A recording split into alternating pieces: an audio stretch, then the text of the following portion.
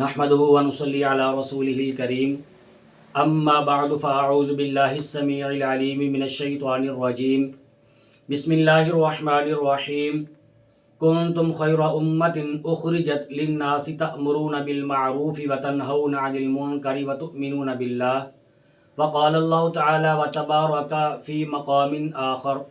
قل هذه سبيلي أدعو إلى الله على بصيرة أنا ومن اتبعني وقال الله تعالى وتبارك في مقام آخر وتعاونوا على البر والتقوى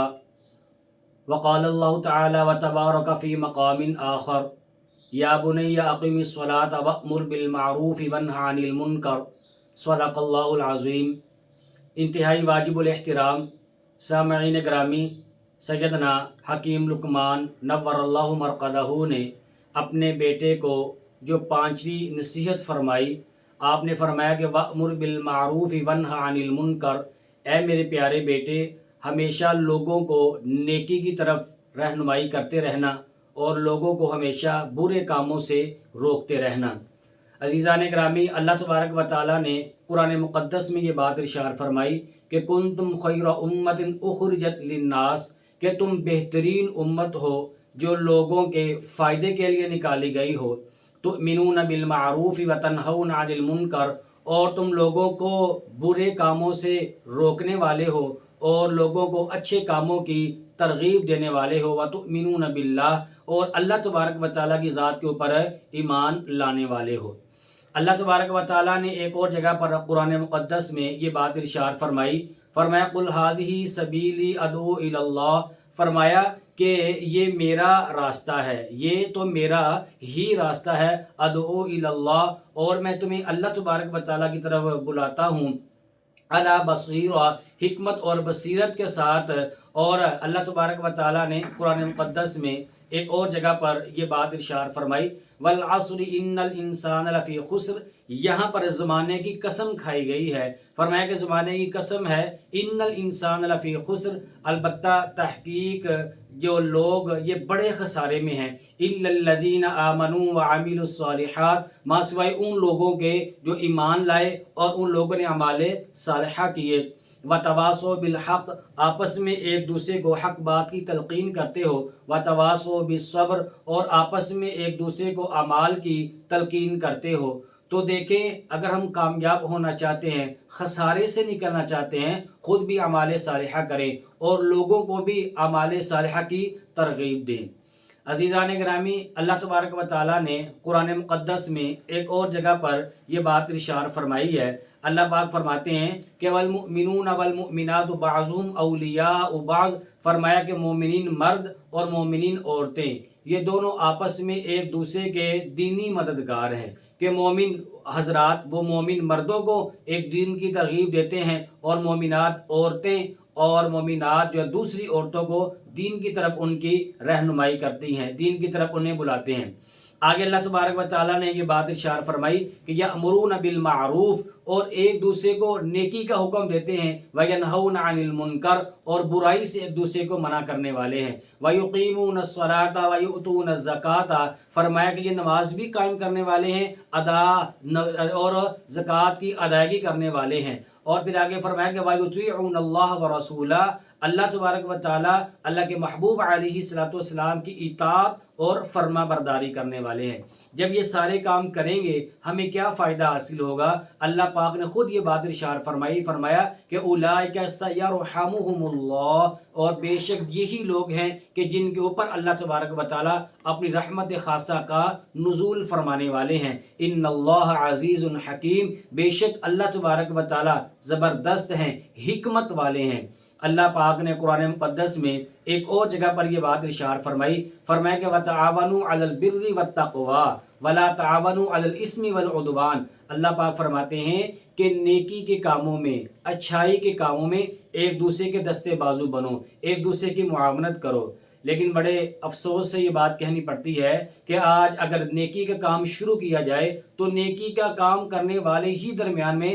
رکاوٹ بنتے ہیں۔ آج ہمارے ہاں اللہ ہم سب کی حفاظت فرمائے، اس بات کا ہی رولا ہے کہ اگر یہ کام کرے گا اس کی عزت زیادہ ہو جائے گی، کہیں اس کی عزت میری عزت سے زیادہ نہ بڑھ جائے، تو نیکی کا کام کرنے والے ہی نیکی کے کام کرنے والوں کی آپس میں ٹانگیں کھینچتے ہیں، آپس میں ایک دوسرے کے ساتھ نفرت، حسد اور بغض کا اظہار کرتے ہیں۔ اللہ تبارک و تعالی ہماری حفاظت فرمائے۔ اللہ پاک تو فرماتے ہیں کہ وَتَعَاوَنُوا عَلَى الْبِرِّ وَالتَّقْوَىٰ، ایک دوسرے کا دستے بازو بنو، ایک دوسرے کی معاونت کرو نیکی کے کاموں میں، اچھائی کے کاموں میں۔ اگر ایک دوسرے کی ہم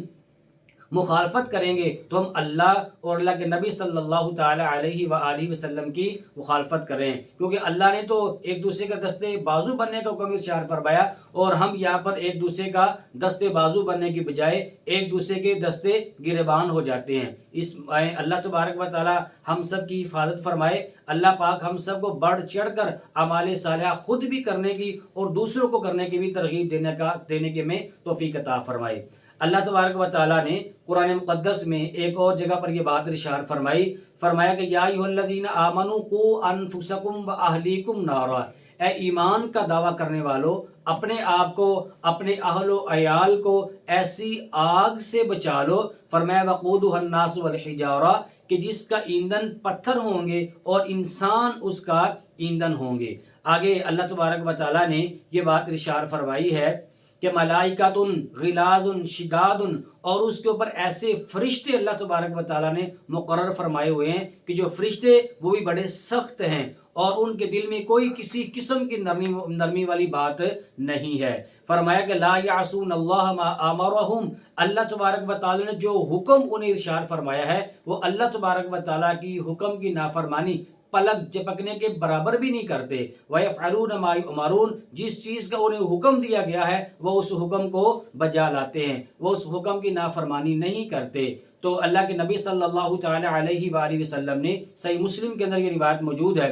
آپ نے ارشاد فرمایا کہ من رأى منکم منکرا فلیغیرہ بیدہ، اللہ کے نبی علیہ السلام نے ارشاد فرمایا کہ تم میں سے کوئی شخص ایسا کام دیکھے جو شریعت کے خلاف ہو تو اس آدمی کو چاہیے فلیغیرہ بیدہ کہ اس کام کو، اس فعل کو، اس امر کو اپنے ہاتھ کے ساتھ اس کو روک دے، اس کو بدل دے۔ پھر آپ نے ارشاد فرمایا کہ فَإِن لَّمْ يَسْتَطِعْ، اگر اپنے ہاتھ سے اس کام کو روکنے کی استطاعت اور طاقت نہیں رکھتا، پھر آپ علیہ السلام نے یہ بات ارشاد فرمائی ہے فَبِلِسَانِهِ، پھر اپنی زبان کے ذریعے سے اس کو روکنے کی کوشش کرے۔ فَإِن لَّمْ يَسْتَطِعْ، اور اگر زبان سے بھی اس کو نہیں روک سکتا، پھر آپ علیہ السلام نے یہ بات ارشاد فرمائی فَبِقَلْبِهِ، پھر اپنے